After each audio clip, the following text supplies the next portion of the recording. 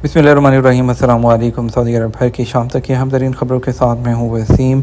आप देख रहे हैं इन्फो टीवी चैनल। सऊदी अरब की खबरों से आगाह रहने के लिए आप इन्फो टीवी को सब्सक्राइब कर लें, बेल आइकन को प्रेस कर लें। आज के इस बुलेटिन को मुकम्मल देखें। शुरू करते हैं पहली खबर के साथ। एक हफ्ते में 18,421 गैर कानूनी तारकीन गिरफ्तार कर लिए गए। सऊदी वज़ारत दाखिला ने कहा कि एक हफ्ते के दौरान सऊदी अरब के मुख्तलिफ इलाकों में इकामा, मेहनत और सरहदी कवानीन की खिलाफ वर्जी करने वाले उनकी गिरफ्तारी के लिए चलाई जाने वाली मुश्तरका मुहिम के दौरान 18,421 अफराद गिरफ्तार किए गए, जबकि गैर कानूनी अफराद को पनाह देने और सहूलत फराहम करने पर 20 अफराद को गिरफ्तार किया गया। सऊदी प्रेस एजेंसी के मुताबिक ये गिरफ्तारियाँ 18 सितंबर से 24 सितंबर 2025 के दरमियान हुई हैं।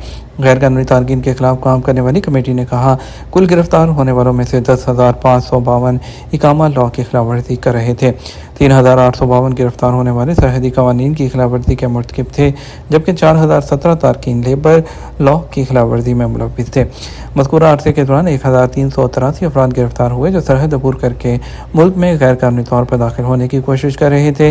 इसी तरह सरहद अबूर करके गैर कानूनी तौर पर मुल्क से बाहर जाने की कोशिश करते हुए 29 अफराद गिरफ्तार हुए। कमेटी ने कहा, गैर कानूनी तारकीन को सहूलत फराहम करने पर भी 20 अफराद को गिरफ्तार किया गया। वज़ारत दाखिला ने कहा कि गैर कानूनी तारकीन को किसी भी किस्म की सहूलत फराहम करना संगीन जुर्म है, जिस पर 15 साल कैद और 10 लाख रियाल जुर्माना हो सकता है। सऊदी अरब और आर्मीनिया के दरमियान मुफाहमती याददाश्त पर दस्तखत। सऊदी वज़ीर ख़ारजा शहज़ादा फैसल बिन फरहान ने जमहूरिया आर्मीनिया उसके वज़ीर ख़ारजा अरारात मिर्ज़ोवन के साथ मुलाकात की। एसपी के मुताबिक मुलाकात में अक़वाम मुत्तहिदा के जनरल असम्बली के इजलास के सिलसिले में हुई है। जदान में नशा आवर गोलियों का सप्लायर गिरफ्तार कर लिया गया। सऊदी अरब में महकमा इंसदाद मंशियात ने कहा कि जदान रीजन में एक शहरी पकड़ा गया है, जिसके कब्जे से नशा आवर गोलियां वो बरामद हुई हैं। सबक वेबसाइट के मुताबिक महकमे ने कहा, मज़कूरा शख्स से मुतल्लिक़ खुफिया इत्तला की बुनियाद पर कार्रवाई की गई। इसी इत्तला में मालूम हुआ कि वह शहर में नशा आवर गोलियों का सप्लायर है। उसे रंगे हाथों गिरफ्तार करने के लिए मनसूबा बनाया गया और मंशात के आदियों के रूप में एहलकारों को रवाना किया गया, जिन्होंने नशा आवर गोलियाँ फ़रोख्त करते हुए उसे गिरफ्तार किया। मज़कूरा शख्स से तफ्तीश जारी है, जबकि ज़ाब्ते की कार्रवाई मुकम्मल करने के बाद उसे पब्लिक प्रोसिक्यूशन के हवाले कर दिया जाएगा। सऊदी इन्वेस्टमेंट फ़ंड की तरफ से इलेक्ट्रॉनिक आर्ट कंपनी खरीदने की डील।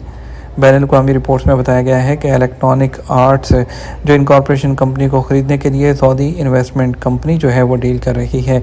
सबक वेबसाइट के मुताबिक electronic arts company video games की दुनिया की एक बड़ी कंपनियों में से एक है। इसको ख़रीदने के लिए सऊदी इन्वेस्टमेंट फ़ंड और सिल्वर लेक मैनेजमेंट के दरमियान इत्तेहाद कायम हो गया है, जिसमें जेरेड कुशनर की एफिनिटी पार्टनर कंपनी भी शामिल हो गई है। ज़राए ने खबरसां इदारे ब्लूमबर्ग को बताया कि यह एग्रीमेंट, जिसका ऐलान आइंदा हफ्ते मुतवक्किल है, साल 2025 की सबसे बड़ी डील होगी। मुमकिन तौर पर तारीख का सबसे बड़ा कर्ज पर मबनी हसूल लेवरेज बाई आउट है वो भी हो सकता है। ज़राए के मुताबिक JP मॉर्गन चेस इस वक्त सरमायाकारों के लिए मालियाती पैकेज तैयार कर रहा है। इस खबर के बाद न्यूयॉर्क स्टॉक एक्सचेंज में दर्ज और कैलिफोर्निया में कायम इलेक्ट्रॉनिक आर्ट्स के शेयर में 15% इजाफा हुआ। इलेक्ट्रॉनिक आर्ट्स और पब्लिक इन्वेस्टमेंट फ़ंड के नुमाइंदों ने इन रिपोर्ट्स पर कोई तबसरा नहीं किया, जबकि सिल्वर लेक, एफिनिटी पार्टनर और JP मॉर्गन ने भी बयान देने से गुरेज किया है। कानून, मेहनत और सऊदीज़ेशन की खिलाफ वर्जियाँ, जुर्माने और सज़ाओं में तरमीम क्या हैं। सऊदी वज़ारत अफरादी क़ुव्वत ने जो खिलाफ वर्जियाँ और सज़ाओं में तरमीम की हैं, उसकी वज़ाहत वो जारी हुई है। और इसके अलावा कानून, मेहनत और लाहे अमल जो खिलाफ वर्जियों और सज़ाओं में तरमीम से सऊदीज़ेशन को भी फ़रोग़ में मदद मिलेगी। प्राइवेट इदारे मुस्तहकम हो रहे हैं और उनका दायरा वसी हो रहा है। मुलाज़मीन के हकूक़ महफूज हो रहे हैं और छोटे और दरमियाने साइज़ के प्राइवेट इदारों की पोजीशन भी मजबूत हो रही है। वज़ारत ने प्राइवेट इदारों के मुलाज़मीन की तादाद के लिहाज से 3 कैटेगरी में तकसीम कर रखा है। पहले कैटेगरी में उन इदारों को शामिल किया गया जिनके मुलाज़मीन की तादाद 50 या उससे ज़्यादा थी। दूसरी कैटेगरी में उन इदारों को रखा गया जिनके मुलाज़मीन की तादाद 21 से 49 तक है। तीसरी कैटेगरी में वो इदारे शामिल किए गए जिनकी तादाद 20 या उससे कम हो। वज़ारत ने कानून, मेहनत की जो खिलाफ वर्जियों और सज़ाओं में जो तरमीम की हैं, उन्हें संगीन और मामूली खिलाफ वर्जियों में तकसीम किया। मिसाल के तौर पर दोपहर के वक्त खुले मकामात पर धूप में कारकुन से ड्यूटी लेना संगीन खिलाफ वर्जी करार दिया गया। उस पर 1000 रियाल तक का जुर्माना है। ये खिलाफ वर्जी और जुर्माना तीनों कैटेगरी में शामिल इदारों पर लागू होगा। इसी तरह 15 साल से कम उम्र के बच्चों को रोज़गार देना संगीन खिलाफ वर्जी है, इस पर भी जुर्माना है।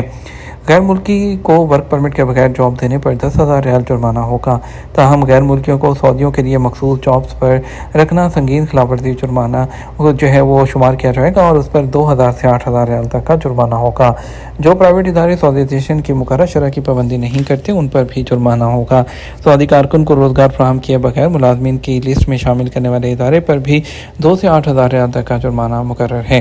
وزارت سے پرمٹ لیے بغیر سعودیوں کو روزگار فراہم کرنا قابل سزا عمل ہے اور اس پر تینوں کیٹیگری میں شامل پرائیویٹ اداروں پر 30,000 ریال تک کا جرمانہ ہوگا۔ کاروباری پرمٹ حاصل کرنے کے بعد 180 دن تک مطلوبہ کاروبار شروع نہ کرنے پر ایجنسیوں سے 10,000 ریال اور کمپنیوں سے 15,000 ریال کا جرمانہ کیا جائے گا۔ ملازمت کے معاہدے کیوا پورٹل پر کروائے جائیں۔ سعودی وزارت افرادی قوت کے مطابق کیوا پورٹل کے ذریعے ملازمین کے 80% معاہدوں کے اندراج کی پابندی کرنے والے اداروں کو سہولتیں فراہم کی گئی ہیں۔